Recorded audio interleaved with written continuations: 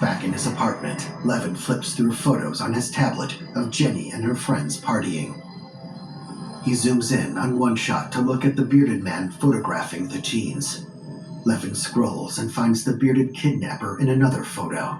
Pulling out a cell phone that he's labeled as Johnny's, he checks some texts below a photo of Jenny. One reads, "Are you ready? Looks like they're going." The reply says, "We'll be ready. Stay focused." Then one in all caps reads, "Hurry up, they've closed their tab." Johnny, you're a real piece of shit. Checking out some pictures on Johnny's phone, he sees the bartender posing with the bearded kidnapper, and the location given for the photo is Hattie's Saloon. At Hattie's Saloon, a view lowers from the brightly lit sign to the parking lot full of motorcycles. More riders enter and park. Another view drops down behind a tree and lands on Levin sitting in his truck. A tablet monitor on his lap displays an audio waveform while he jots a note. Meanwhile, the brown-haired woman watches security footage of the saloon on several screens. You sneaky motherfucker. She uses a joystick control to move a security camera's angle. One of the screens shows thermal imaging of Levin in his truck. Hi, asshole.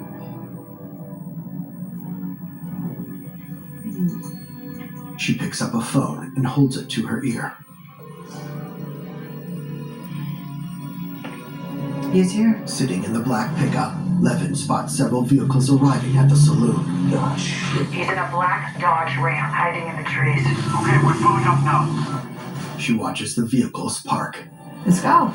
Meanwhile, Levin slinks out of his truck. In the parking lot, the red and blue clad men charge with guns. Nearby, Levin creeps up behind a man on a motorcycle. He tosses him aside, takes the bike, and rides off. In the security office. Fuck! He just fucking left in a bike! Ah! Mistake! Go! The armed Russians climb back into their SUVs. They speed out of the lot.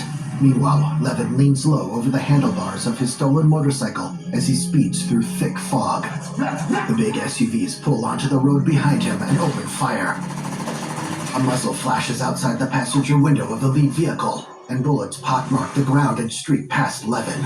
One hits the back of the bike, and sparks fly. Bright headlights cutting through the pitch black, the chase winds through a heavily wooded area on a dirt road. It forks, and Levin goes right. The cars split, and one follows him. The gunman, the thug in the blue outfit, continues firing in vain. Ahead of Levin, a fallen tree blocks his path. He uses it like a ramp and launches into the air. The SUV follows and lands hard. Levin shoots a glance over his shoulder and ducks lower. On the diverted path, the thug in red fires from the passenger window. The diverted SUV cuts through foliage and blocks Levin's path. He turns hard and shoots off into the trees. The thug in red climbs out of the SUV and fires after him. On the road, Levin loses control and the bike tips back. Sparks fly as he skids across the pavement and crashes into an oncoming police car. He flings into the air and smashes into the windshield. As he rolls off, two officers climb out. Nearby, a black van arrives and skids to a stop, bringing it broadside. Meanwhile, a female officer aims a shotgun at Levin. Show me your hands. The thugs in the red and blue outfits arrive. You didn't see us here. Nothing fucking happened. Who'll take it from you? You're on the payroll too. The officer smashes Levin in the face with their gun's butt, and he collapses. The red-clad thug pays the officer, before working with his blue-dressed partner to pick up Levin and drag him away.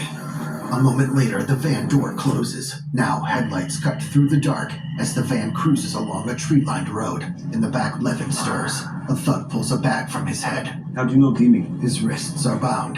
What is your business with Dimi? He eyes the two thugs. What are you two assholes? That man you drowned? In his old pool while his wife was at Pilates? That man was our uncle. He wouldn't shut up. I warned him. Do you know who we are? Hey, people whose ma dress isn't funny. This is fucking couture, man. It's a fucking brand!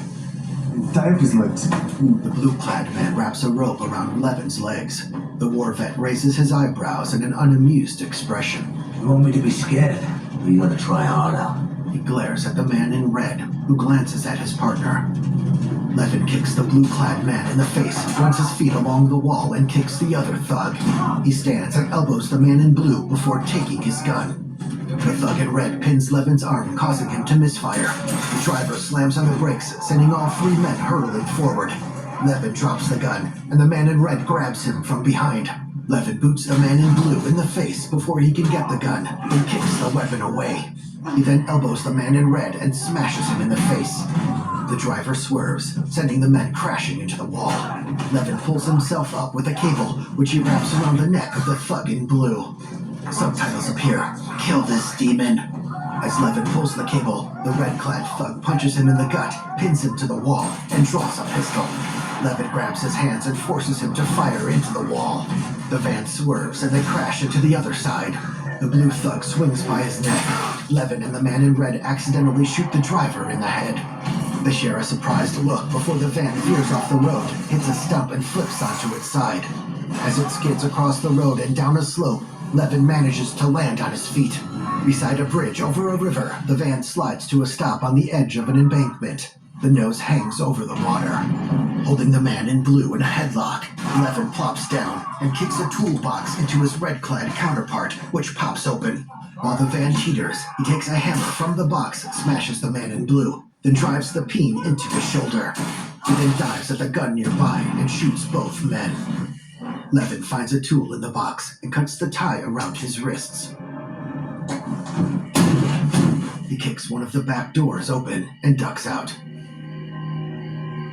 He considers the vehicle a moment and its surroundings, then places his boot on the bumper and pushes it forward over the edge.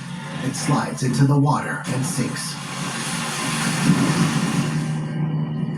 The corners of Levin's lips turn down in a deep scowl while he watches bubbles rise to the surface. In a morgue, Simone does the sign of the cross and doffs his hat.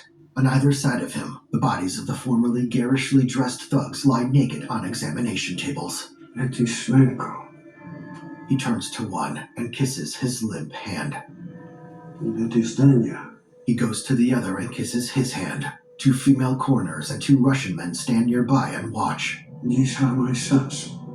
My house and my lineage, and these cold steel tables. Sheets under the bodies are stained with blood. Simone takes his hat back from one of the men. Convene the war council. He puts it on and walks out. Now, a low sun paints Chicago in golden light. In a club, a shirtless man spins fire, while elsewhere, an acrobat uses an aerial wheel. In the crowd, the bearded man and his sister walk together. At a table, Dimi is surrounded by women. Excuse me,